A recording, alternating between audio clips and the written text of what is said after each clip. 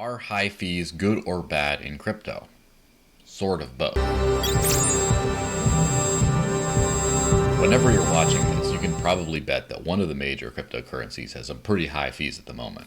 Right now it's Ethereum with fees into the several dollar range already. But are high fees a good or bad thing?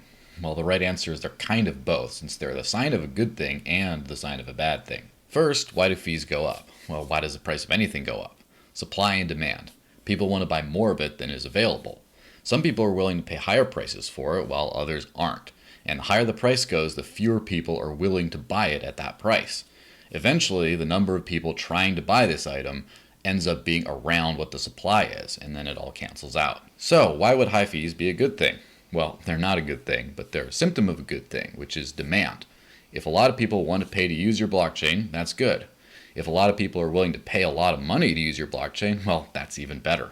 Think of it from a miner or staker perspective. Running a cryptocurrency network costs money, whether it's miners buying mining equipment and paying for electricity, or stakers buying coins and carrying the opportunity cost of foregoing whatever else they could be doing with that money. Right now, most blockchains pay primarily out of block rewards or inflation, meaning that at the same demand, holders slowly lose value to inflation, with that value being transferred to miners and stakers. This is good to incentivize the network to grow during the early years, but eventually you want to transition to a mostly fee-based model. When I'm making this video, a whopping 55% of Ethereum's block reward comes from fees. Bitcoin is over 10% as well, while Bitcoin Cash is down at around 0.5%. When you look at just that metric, Ethereum seems to be best positioned for longevity. Now, if high fees mean lots of demand, well, how can they be bad? Well, in short, they limit user growth, they can exclude some use cases, and they can cause you to fall behind your competitors. No one likes paying high fees. As I explained above, the higher the price, the fewer customers will be willing to participate at all. This means that people want to use the network, but not at that price, so they stop or go over to a competitor. In a free and competitive market, high fees can cause another project to get ahead if they can offer a comparable service at a cheaper price. Then, all the customers who wanted to use your network but couldn't afford to will go somewhere else, and if that somewhere else does well enough, then even the people who are willing to pay those high fees will also leave. Then you're back to low fees and low users. Take the Ethereum versus Bitcoin case. Back in 2017, Bitcoin got almost 44% of block rewards coming from fees.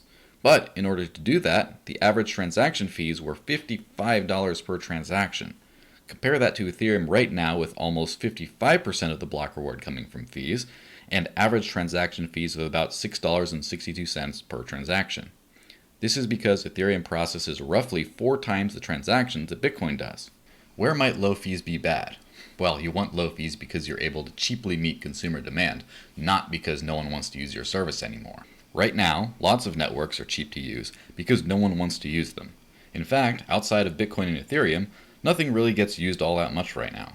And even those two, which are expensive right now, became less expensive with lower demand. Probably some of that demand left because it was too expensive to be worth it to use.